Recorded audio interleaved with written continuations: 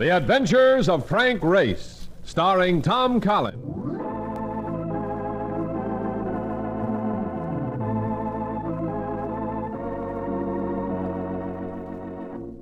The war changed many things, the face of the earth and the people on it. Before the war, Frank Race worked as an attorney, but he traded his law books for the cloak and dagger of the OSS.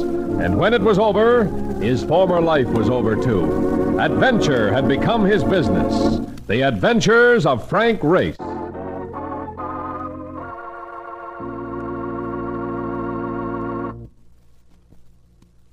And now we join Frank Race for the adventure of the Fat Man's Loot.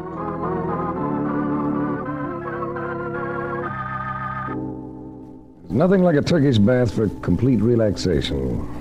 I hadn't had an assignment for 2 weeks, and the heat and the humidity of the steam room at Barron's Baths on 3rd Avenue were rapidly dissipating any desire I might have had for ever working again.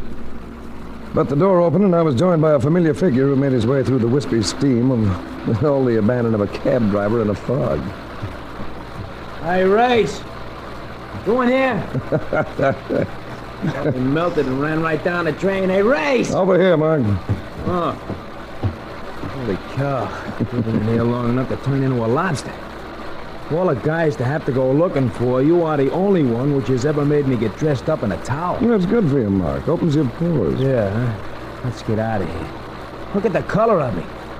Be lucky if I'm not snatched off the streets and sent to an Indian reservation. Well, if you don't like it, why didn't you wait outside where I left you? Because somebody's looking for you. Ted Coleman, the Universal Surety Riders. Must be a jewelry case, huh? Yeah, from the sound of them, there's a diamond left in the world that hasn't been stolen. All right. One cold dive in the pool and we can get out of here.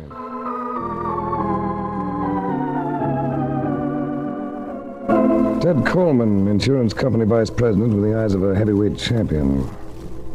He doesn't talk about it, but one of his souvenirs from the war is the Congressional Medal of Honor. As we came into his office, he got up from behind the desk to shake hands. On the desk were a couple of items of jewelry that would have made whistles come from the Vanderbilts. And on the wall behind the desk hung a map of Europe. Hello, Race. What do you think of these trinkets? Pretty baubles. There must be paste. No stones could be that large. No, Race, they're real. They were even larger before they were cut and reset. Who do they belong to? Some unfortunate people who are no longer with us. People who were murdered in Europe during the war. I've been waiting for some of this stuff to turn up. This is only a small part of what I'm looking for. And you want me to find the rest? Yes. It's going to be easy, Race, because these jewels are part of the loot confiscated by Herman Goering. Old fat stuff himself, huh? Hey, Goering's dead, ain't he? Yes, he's dead, all right. But obviously, somebody who was close to him is still alive. Alive and living like a king with stuff like this in his possession. I don't like the idea of that, Race. Neither do I. Where do I start? A Nazi captain named Ludwig Strauss was in charge of Goering's jewel collection. I've checked all the war crime records. Strauss has never been picked up. He's had a couple of years to change his appearance and his name. You better start in Berlin. That was Strauss's home. Here's some notes on him. Former addresses, names of intimate friends, many of whom were taken care of at Nuremberg. And here's a picture of him with Goering at the gambling casino. Goering's in the background, and that's Strauss getting ready to throw the dice. He's almost as fat as Goering. Tell me, Ted, where these jewels turn up? Got the places circled in red on the map. Marseille, France, Torino and Geneva in Italy, and the necklace in Barcelona, Spain. Details are in the notes I gave you. I guess you paid out a fortune in claims on this stuff, huh? Now, this might sound funny coming from an insurance man, Race, but I wish we'd paid more, because that would mean that some of the owners would be alive to collect. I want that Strauss, Race. I wish I could go after him myself. Well, I'll do my best, Ted. Arrange visas for Mark and me. We'll take a plane to Berlin in the morning.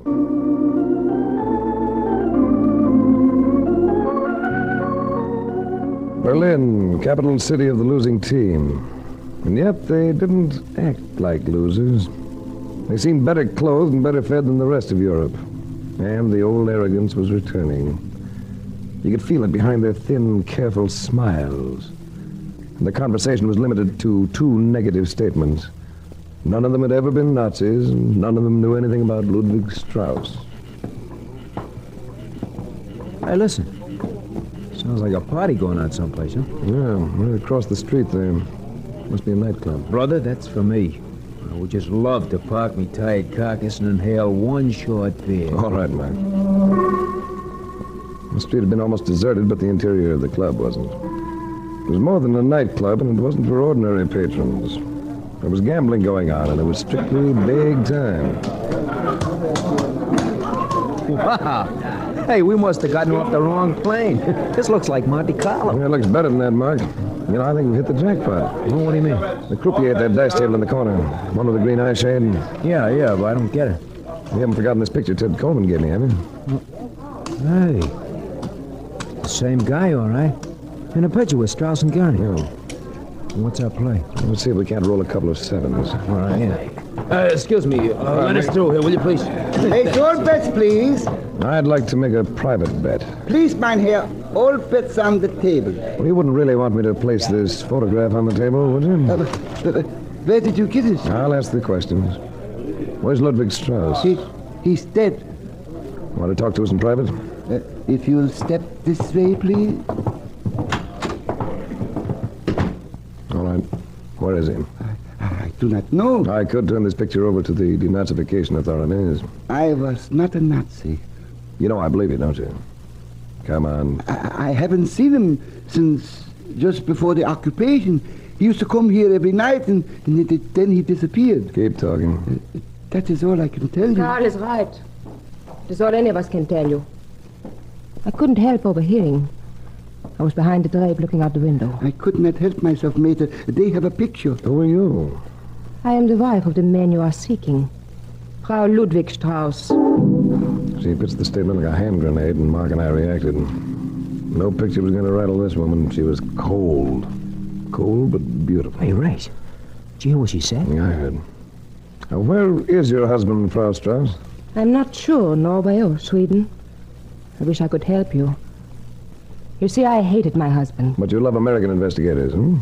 If somebody like you, that might not be hard to learn. What have you got against Ludwig, baby? I did not share his beliefs. You see, I was not... You were not a Nazi, I thought that was it. You do not believe me? Oh, of course I do, of course I do. If I sound surprised, it's only because I keep thinking of how much damage Adolf managed to do all by himself. Come on, Mark, let's get some fresh air.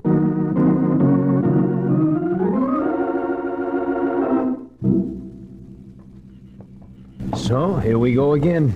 What should we try first, Norway or Sweden? Neither one, Mark. We're being steered. No Nazi officer'd hide out in Norway or Sweden. If people discovered them, they'd tear him apart. Then you think Strauss is still here? No, too many people who might recognize him. Well, that means we got nothing but the whole wide world to Save it, search. Mark. What's up? Car's been telling us. Quick, let's do it. Herr Race, may I give you a ride to your hotel? Race, it's a guy who was running a crap game. I know you are here someplace. I just want to help you. Get out of the car and walk over here with your hands up. Oh, there you are in the doorway. All right, Otto, schnell. Somebody else in the car. Down, Mark.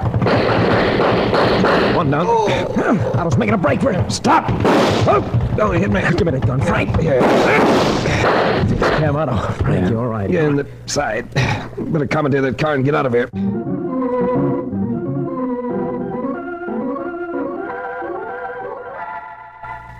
All right. Take it easy, Race. Come on. I lost a lot of blood. Yeah. I did a pretty neat job of bandaging. Oh, that ain't mine. I got a medical over from the American sector. We'll be back to see you tonight. We won't be here tonight. Wait a minute. He said you can't move out of here for a couple of days. Besides, well, what's the use going off on a wild goose chase till we know something? We do know something, Mark. Something that should have been obvious. And something that Frau Strauss made even more obvious. Like what? Like steering us north. That should mean that Strauss is someplace in the south. Yeah, it figures. Where? Place you mentioned last night. Monte Carlo. Now you're guessing, Race. Maybe. But with reasons.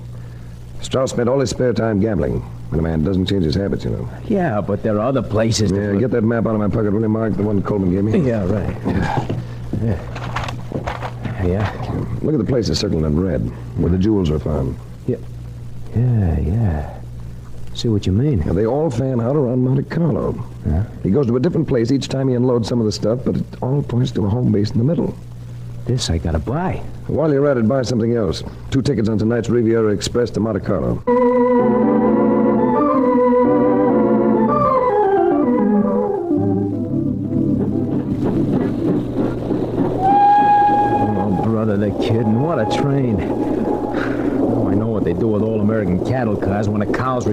riding him anymore. Only a few more hours, Mark. Why don't you try to cop a nap? How can I sleep when this guy next to me is using my shoulder for a pillow? Come on, Mark. Wake up, will you?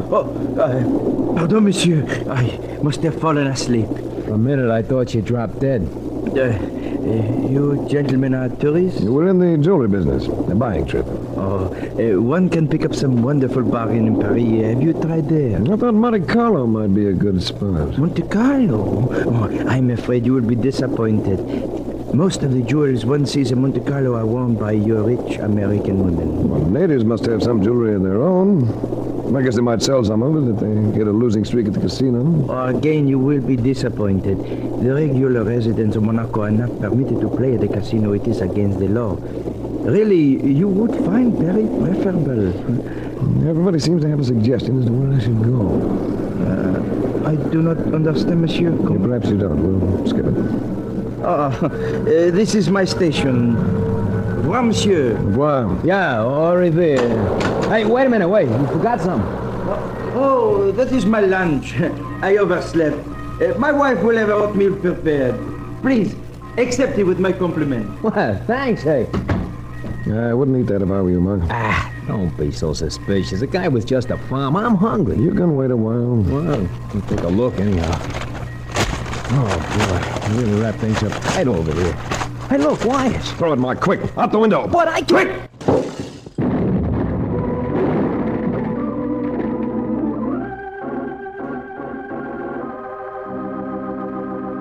We'll return to the adventures of Frank Race. And now, back to the adventures of Frank Race. What that homemade bomb would have done in the close quarters of the compartment, I hate to think about. But I got it away from Mark and made a heave just in time. Even so, it tore up a section of track next to us and broke enough windows on the train to make it look like the aftermath of a sandlot ball game. The blast couldn't be traced to us, and after the authorities finished their rather confused investigation, we went on to Monte Carlo and settled into the Hotel Crown. Hello. Hello, Mr. Race? Yes. Well, I'm Helen Farragut. You don't know me, but... From the sound of you, I'd like to. Well, that's just what I'm calling about. You see, I'm a fellow American, and, I'm lonesome. And your looks don't match your voice. I mean lonesome for company from home. I've been here for 4 years, sort of a self-imposed exile. And every time a new American comes to town, I hear about it, and I invite him up to the villa for tea. What time and where? 4 o'clock. And I'll send a car for you. I'll be waiting.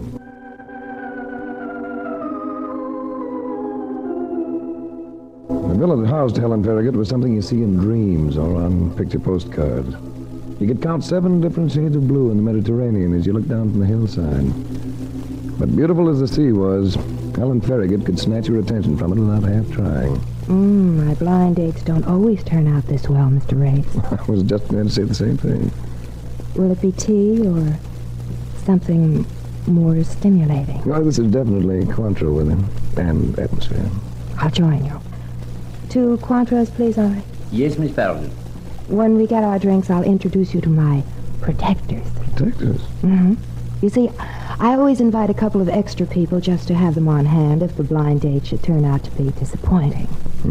They're out on the balcony. Will they always be out on the balcony? No. Next time we'll be alone. Miss Farragut.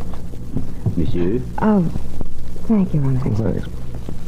And now, the balcony? There were 3 of them, 2 men and a woman. One of the men was an American businessman, Dan Carpenter, a bit on the paunchy side. He had the distracted, futile air that Americans get when they've been abroad for too long. Then there was Rudolf Richter, a German right down to the proverbial Heidelberg dueling scar. I needed no introduction to the woman. We meet again, Mr. Race. Yes, Mrs. Strauss. Despite all obstacles, we meet again. Oh, you know each other. Well, that's nice. You can chat while I get Henri to fetch you out. I'm telling you that I will understand. Well? I had a run-in with some of your friends before I left Berlin. They were not my friends, but there's no point in telling you that. You don't want to listen. To the voice, yes. To the words, no. Perhaps in time I could convince you. but this is hardly the place. We'll be meeting again. Tonight, perhaps? Dinner? All right. Race, I'd like you to settle an argument for us. You've just come from the States. Yes? Richter thinks that America is all for keeping Germany down. I told him once we've won, we forget about all that nonsense. Sure we do, Carpenter. Places like Belsen and Dachau are easy to forget. There you are, Richter. I think I denoted a note of irony in Mr. Ace's voice. I get that way around people like Carpenter. What do you mean? I mean, I think you sat the war out in some nice, cozy spot like this. You can forget anything. You weren't hurt. Look, I was too old for Sure, you were too old and you had no sons. It figures. Why, Easy, fellow. Oh, tell Helen I had to go. I'll call again when the tourist season is over. I'm afraid Carpenter does not like you. Well, that makes it even. I don't like Carpenter. I'm surprised to find you on my side. Why, Mr. Ace? Because I am a German? I was not a... No, I won't say that. It is too commonplace. Coming from you, I might believe it. Coming from Richter, you should believe it. He lost his family at Dachau. I'm sorry. I was a jeweler, Mr. Ace. My company was, well, it was comparable to your Tiffany's. Now I have nothing but the desire to find one man and to make him pay. Not for the jewels, but for my wife, my child. Ludwig Strauss, huh? Yes, Ludwig Strauss.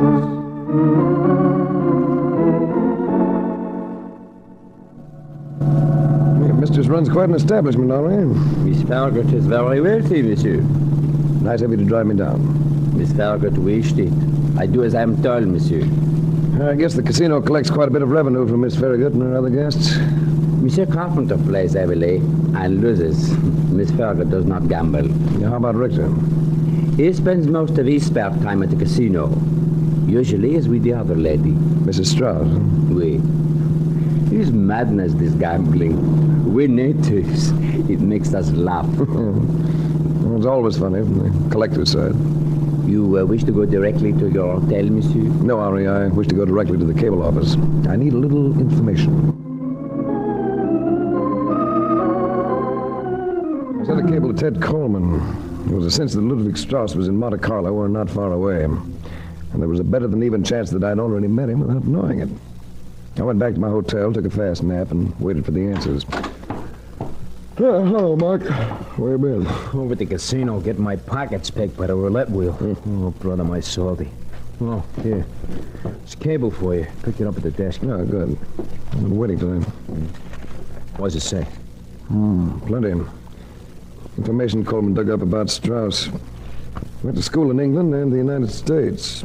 And English is one of the languages he speaks like a native. So how does that help? It helps plenty, Mark. With his physical appearance changed, hair dyed, new name, he might be almost anybody we meet. Might even be an American businessman named Dan Carpenter or a German named Rudolf Richter. Yeah. Might even be my grandmother in Williamsburg. What a case. Mark, would you say that a piece of jewelry would be an appropriate gift for a lovely lady? Well, only if you was going to marry the dame so you could get your claws on the thing and hock it if things got tough. Why? I've been thinking of buying a brooch, a large diamond brooch, as a sentimental offering. Are you off your rocker? No, Mark.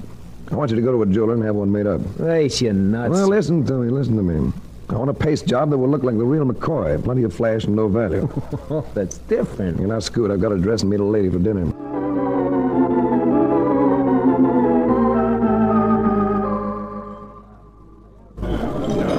You look different by candlelight, Race. Your eyes, they are not so cold and adamant. You look different yourself. You make me feel that I misjudged you. As a matter of fact, I've been feeling sorry about that. You can make it up to me. I brought you something that might help. Oh.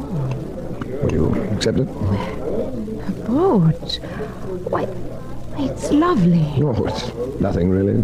I would like to thank you, really thank you, but this is not the place. Shall we go out on the terrace?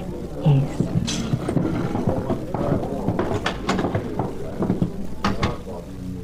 Now I can thank you. She came into my arms.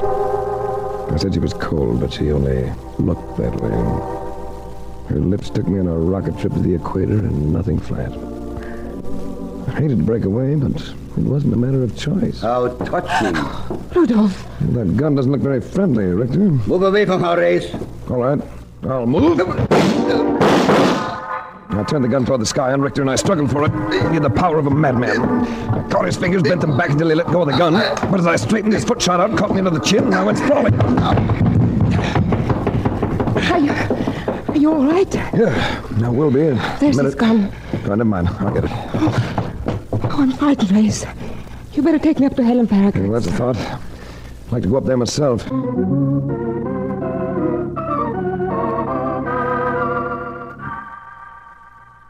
Must have been quite an evening, Mr. Race. Maida will be all right as soon as she's had some sleep. I gave her a sleeping pill. You better keep an eye on her. Call me if you see Richter wandering around any place. I will. You know, you should have had dinner with me. Would have been less hectic.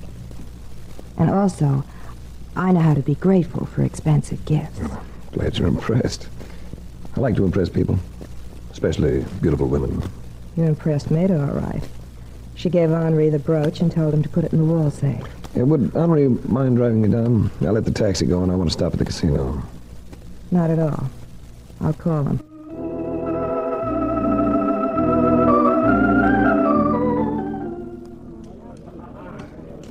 I am glad you asked me to drive you down, Monsieur Reyes.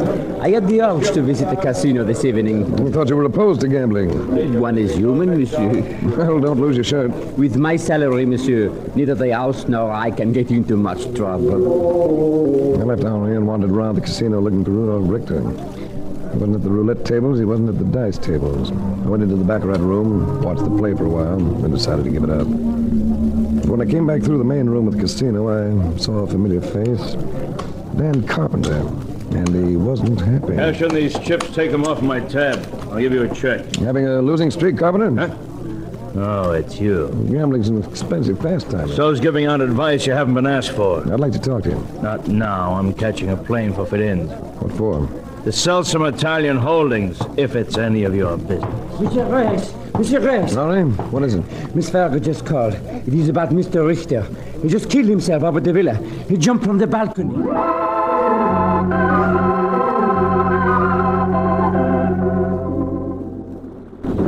He's down there, Race, by the rocks. There are men coming along the beach with torches to recover the body. How did it happen? Well, Maida was too upset to sleep. We came out on the balcony. Rudolph came in and he started to scream something about being trapped. And then he jumped. Where's Maida? Here. Look, take it easy with her. She's in bad shape. Look, dear, let me call a doctor for you. No, I don't need a doctor. Well, are you satisfied, Mr. Reyes? Should I be? You can leave my husband alone now. You can't do anything to a dead man. Maida. You might as well know. Ludwig changed his name to Rudolf Richter. The race came. I tried to help, but I couldn't. He was frightened, and now he's dead. Can I do anything to help, Miss Farragut? No, thank you, Henri. I don't suppose you'd want anything around to remind you of me, Mrs. Strauss. May I have that brooch back? Yes. Just take it and get out. And leave me alone. Would you get me the brooch, please, Henri? Yes, sir. I think I put it right over here by the coffee table. Thanks. You can stop performing now, madam. What do you mean, Race? I mean that Rudolf Richter, that was his real name, didn't jump off that balcony. He was pushed. Because he didn't believe Maida's story anymore, and he was getting too close to Ludwig Strauss. All right, Race. Go on. I don't have to go any further. I'm already there. Henri? Yes, monsieur? Why didn't you put that brooch in the safe?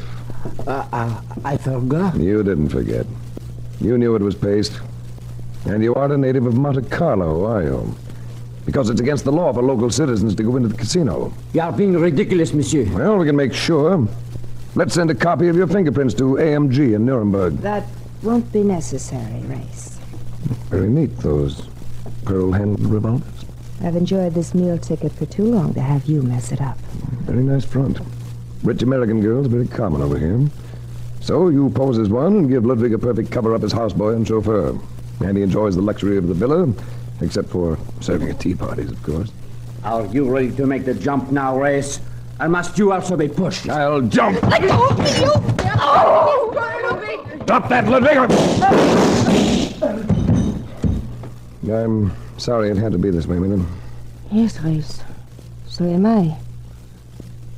But now there's nothing in our ways there. You know I care for you. Oh, you misunderstand me, baby. I meant that I'd rather have seen Ludwig stretching rope at Nuremberg. I was talking about us, Race, you and me. No, I wouldn't plan on us, Mila. I've been a stage door Johnny at times, but a jail door Johnny... I'm afraid you'll be too old and unattractive by the time you get out. Schwein. No such language. Now, you just sit there quietly while I invite some guests to the party. Operator, get me the Monte Carlo police.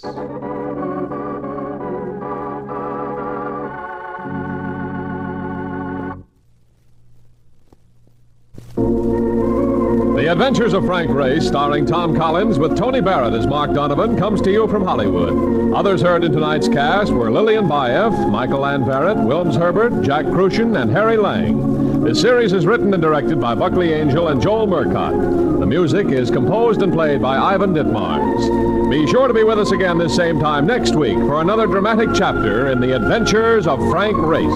Art Gilmore speaking. This is a Bruce Ells production.